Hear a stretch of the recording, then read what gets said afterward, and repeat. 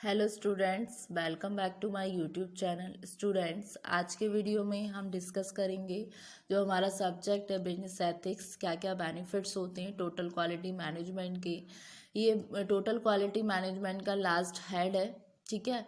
उसके बाद में हम अपनी नेक्स्ट यूनिट पे आएंगे। ये इस यूनिट का लास्ट टॉपिक है और लास्ट टॉपिक का ये लास्ट हेड है कि क्या क्या बेनिफिट्स होते हैं टोटल क्वालिटी मैनेजमेंट के, ठीक है। तो टोटल क्वालिटी मैनेजमेंट जैसे कि आपको पता है, एक तरीके से फिलॉसफी है जो ग्रेजुअली इवॉल्व होती है आपके मैनेजमेंट थ्योरीज से। जितनी भी आपने थ्योरीज पढ़ी होंगी मैनेजमेंट की थ्योरी, ठीक है।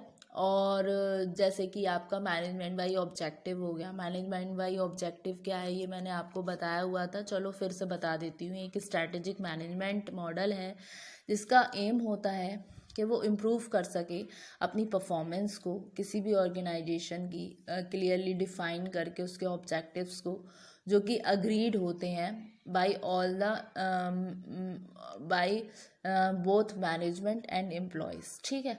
तो ये एमबीओ के द्वारा हो गई। फिर इसमें आपकी क्वालिटी सर्कल्स आते हैं, स्ट्रैटेजिक प्लानिंग आती है। और इसमें क्या होता है, टोटल क्वालिटी मैनेजमेंट एक तरीके से कंट्रोल है सभी ट्रांसफॉर्मेशनल प्रोसेस का ऑर्गेनाइजेशन में, और जो कि बेस्ट सेटिस्फाई करता है कस्टमर नीड्स को एक मोस्ट इकोनॉमिकल मैनर में, ठीक है। टीक्यूएम का मतलब क्या है?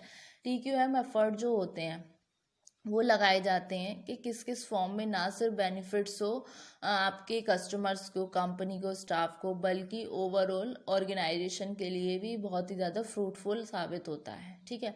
तो टीक्यूएम एफर्ट जो होता है जिसमें सभी मेंबर्स होते हैं ऑर्गेनाइजेशन के, वो पार्टिसिपेट करते हैं इस प्रोसेस में इम्प्रूव करने के लिए प्रोसेस को। जैसे कि आपकी प्रोडक्ट सर्विसेज हो गई, कल्चर हो गए ऑर्गेनाइजेशन में जिसमें वो काम कर रहे हैं वर्कर्स, ठीक है। ये पर्टिनेंट हो जाता है ये जानने के लिए कि वैल्यूज़ है और वैल्यू सिस्टम है जो कि एक रियल मीनिंग देते हैं टोटल क्वालिटी मैनेजमेंट के एफर्ट्स को। ये प्रोवाइड करते हैं एक तरीके से, ये सबस्ट्रेटम है, एक सॉलिड फाउंडेशन हो जाते हैं जो आपके वैल्यूज़ और वैल्यू सिस्टम हो गए टोटल क्वालिटी मैनेजमेंट के रिगार्डिंग, जो एलिवेट करते हैं कैपेसिटी को ना सिर्फ पीपल की बल्कि ऑर्गेनाइजेशन की भी, जिससे वो प्रोड्यूस कर पाते हैं एक्स्ट्रा ऑर्डिनरी रिजल्ट्स। किस बेसिस पे? जो आपके अवेलेबल मटेरियल रिसोर्सेज हैं, और बहुत सारे वेज में ये टीच करते हैं एक वर्कर को कि कैसे कंट्रोल किया जाए टेम्पटेशन को, कि जंपिंग लेने में कि क्या गलत है रादर देन कॉन्सेंट्रेट करने में कि क्या गलत है, ठीक है। हु इज़ रॉन्ग मतलब कौन गलत है, ना कि इस चीज़ पे फोकस करने में कि क्या गलत है, जो कि एक आइडिया देता है टोटल क्वालिटी मैनेजमेंट का। एक तरीके से ये क्या कंसेप्ट है आपका ब्रेन स्टिलिंग का, जो कि हेल्प आउट करता है सॉल्व करने के लिए जो भी प्रॉब्लम्स होती हैं जो बियॉन्ड ग्रास्प होती हैं, और एक तरीके से बोला जाए वेल नोन होती हैं। तो एक तरीके से सॉल्विंग टूल बन जाता है आपका जो टोटल क्वालिटी मैनेजमेंट होता है। तो इसके बेनिफिट्स क्या क्या होते हैं टोटल क्वालिटी मैनेजमेंट के, उसको हम पढ़ेंगे, ठीक है। तो इसके क्या क्या बेनिफिट्स होते हैं इसको मैंने हेड्स में लिखा हुआ है। तो फर्स्ट हेड आ रहा है आपका टोटल क्वालिटी मैनेजमेंट में बेनिफिट्स टू कस्टमर्स। तो बेनिफिट्स टू कस्टमर्स क्या है?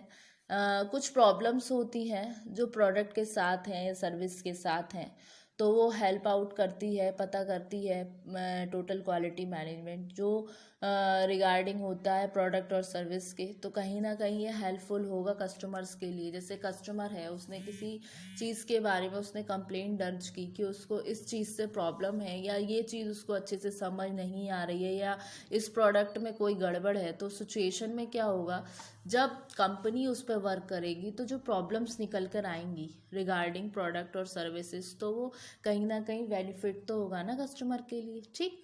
फिर नेक्स्ट आता है बेटर कस्टमर केयर, एक तरीके से बेहतर कस्टमर केयर करता है। फिर ग्रेटर सेटिस्फैक्शन। देखिए, जो हमारा ट्रेडिशनल कंसेप्ट था रिगार्डिंग क्वालिटी के, वो क्या था, प्रोडक्ट जो हैं वो मीट करते थे स्पेसिफिकेशन को, तो जो फोकस रहता था वो होता था पोस्ट प्रोडक्शन इंस्पेक्शन पे। मतलब क्या हुआ, डिस्ट्रीब्यूट हो गया कस्टमर को, पोस्ट प्रोडक्शन जब प्रोडक्शन हो रहा है उसके बाद में चीज़ों का इंस्पेक्शन होता था। लेकिन इसमें क्या है, इसमें आपके कई सारे फेसेस आते हैं टोटल क्वालिटी मैनेजमेंट में। ये प्री में भी करता है और जो प्रोसेस चल रही होती है उस समय भी इंस्पेक्शन करता है, फिर बाद में भी कस्टमर से फीडबैक ले देता है रिगार्डिंग, मतलब टेस्टिंग होती है पूरी, तो प्रोडक्ट क्वालिटी ही निकल कर आता है। अगर उसके अलावा भी कोई दिक्कत होती है प्रोडक्ट के रिगार्डिंग, तो वो कस्टमर्स का फीडबैक लेता है उसके अपने प्रोडक्ट और सर्विस के बारे में। तो प्रोडक्ट्स जो हैं TQM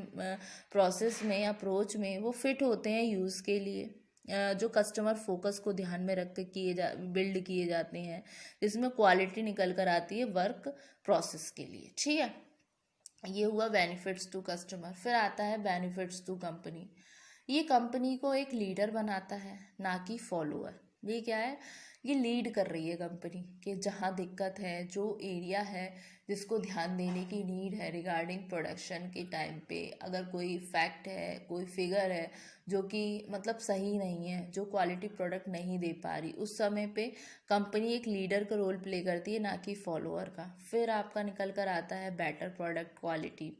क्वालिटी आपकी बेटर निकल कर आ रही है। स्टाफ जो होता है वो मोर मोटिवेटेड होता है, क्वालिटी कॉन्शियस होता है, जिससे कि आपकी क्या है, प्रोडक्टिविटी भी इम्प्रूव होगी, वो फुल जेल से काम करेगा। अब अगर बंदा सेल्फ मोटिवेटेड है या मोटिवेटेड किया जा रहा है, तो उसका मेन फोकस रहेगा, अगर क्वालिटी के रिगार्डिंग उसको मोटिवेट किया जा रहा है, तो उसका मेन मोटिव रहेगा कि क्वालिटी बढ़िया निकल कर आए। तो सिचुएशन में स्टाफ जो है आपका मोटिवेटेड होगा, क्वालिटी कॉन्शियस होगा। फिर आता है आपका निकल कर, उससे आपकी प्रोडक्टिविटी इम्प्रूव होगी। देन रिड्यूस्ड क्वालिटी कॉस्ट, ये क्या करेगी, रिड्यूस करेगी आपकी क्वालिटी कॉस्ट को।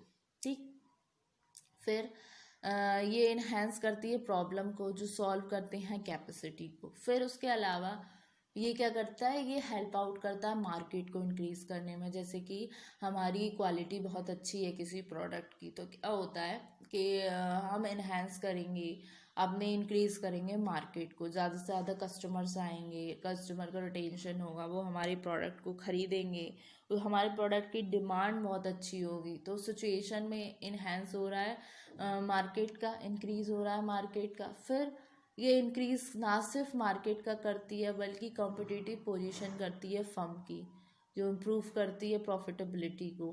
एक अच्छी इमेज निकल कर आती है एंटरप्राइज की, जो हेल्प करती है प्रोवाइड करने में गुड्स को, सर्विसेज को हायर क्वालिटी की, एक लोअर कॉस्ट में सोसाइटी के लिए। फिर उसके अलावा इम्प्रूवमेंट होता है ह्यूमन रिलेशन में और वर्क एरिया के मोरल में। फिर कंपनी सेंसिटिव होती है कस्टमर नीड्स के रिगार्डिंग, और कंपनी अडॉप्ट करती है बहुत सारी ऐसी चीज़ें जो चेंज के लिए बहुत ज़रूरी होती है। तो सिचुएशन में ना सिर्फ ये कस्टमर्स के लिए हुआ बेनिफिशियल, बल्कि कंपनी के लिए भी हुआ। अब आता है नेक्स्ट बेनिफिट्स टू स्टाफ। इसमें क्या हुआ, फर्स्ट आ जाता है आपका एम्पावरमेंट, सशक्तिकरण हुआ स्टाफ का, मतलब उसकी स्किल भी तो शार्पन हुई कहीं ना कहीं, जब उस पर प्रॉपर अच्छे से कंट्रोल किया गया, उसको मोटिवेट किया गया, तो बेनिफिट्स होगा स्टाफ के लिए। फिर enhancement of job interest and security, और ये क्या है, इन्हेंस करती है जॉब इंटरेस्ट में और सिक्योरिटी में। उसके अलावा मोर training and improvement of in skills, मतलब क्या है, अगर कोई क्वालिटी करनी हुई, मतलब क्वालिटी प्रोडक्ट के रिगार्डिंग कोई, मतलब लगा कि उन्हें कोई प्रॉब्लम है, तो जो आपके जो एम्प्लॉयज़ हैं उनकी प्रॉपर ट्रेनिंग करवाई जाती है। तो वो क्या करती है, एक तरीके से जहाँ पर ज़्यादा ट्रेनिंग होगी तो वहाँ पे इम्प्रूवमेंट होंगे स्किल्स के, ऑब्वियस सी बात है, तो इम्प्रूवमेंट होगा स्किल्स में। फिर आता है मोर रिकग्निशन, जब स्किल्स हुआ तो स्टाफ को एक पहचान मिलेगी। अगर कोई क्वालिटी प्रोडक्ट प्रोवाइड हुआ तो क्या है, कहीं ना कहीं स्टाफ को पहचान मिलेगी, तो ज़्यादा से ज़्यादा उसकी पहचान बन कर आई।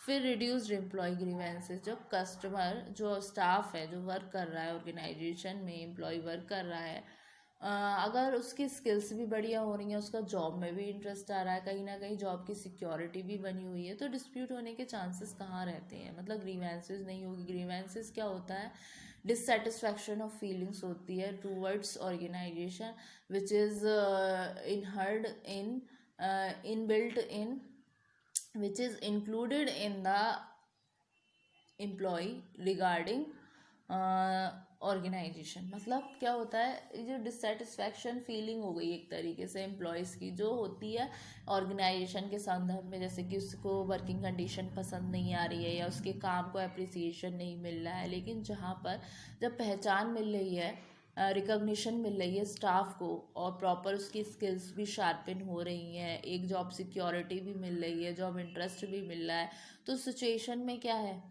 अब वो रिड्यूस करेगा नहीं करेगा एम्प्लॉय के ग्रीवेंसेस को। ठीक है, फिर आता है फोस्टर इफेक्टिव टीम वर्क। ये क्या है, एक तरीके से इफेक्टिव टीम वर्क को फोस्टर करता है कि जैसे कि ऑर्गेनाइजेशन में जब लोग काम कर रहे हैं एक साथ मिलकर तो बेनिफिशियल है, वो आपस में कोऑर्डिनेट करेंगे, एक दूसरे के साथ डील करेंगे, जो बेनिफिशियल होता है बोथ के लिए। स्टाफ चाहे कोई भी हो, आपस में जैसे एक से दो लोग अगर टीम में वर्क करेंगे तो ये इफ़ेक्टिव टीम वर्क निकल कर आएगा। तो ये फोस्टर करता है इफ़ेक्टिव टीम वर्क को। ठीक है, तो ये हुआ बेनिफिट्स टू स्टाफ। तो स्टूडेंट्स, आज के वीडियो में हमने बेनिफिट्स किया टोटल क्वालिटी मैनेजमेंट का, उसमें 3 हेड में इसको डिस्कस किया है। सबसे पहले आ रहा है बेनिफिट्स टू कस्टमर, जिसमें जो भी प्रॉब्लम्स होती हैं प्रोडक्ट के रिगार्डिंग, सर्विस के रिगार्डिंग, उसको सॉर्ट आउट किया जाता है। Better customer care, greater satisfaction. Then था आपका बेनिफिट्स टू कंपनी, जो था कंपनी को एक लीडर बनाना ना कि follower. Better product quality, staff is more motivated and quality conscious. Productive improvement, reduced quality cost, enhance problem solving capacity. Then आपके बेनिफिट्स टू स्टाफ में था empowerment, enhancement of job interest and security. फिर more in training and improvement in skills. Then आपका more recognition, reduced employee grievances. Then last में था आपके fosters effective team work. तो hopes student आज के लेक्चर में आपको इतना समझ आया होगा। नेक्स्ट वाले वीडियो में हम डिस्कस करेंगे अपनी नेक्स्ट यूनिट पर। तो होप्सो आपको ये इतना टॉपिक समझ आया होगा। Thank you very much.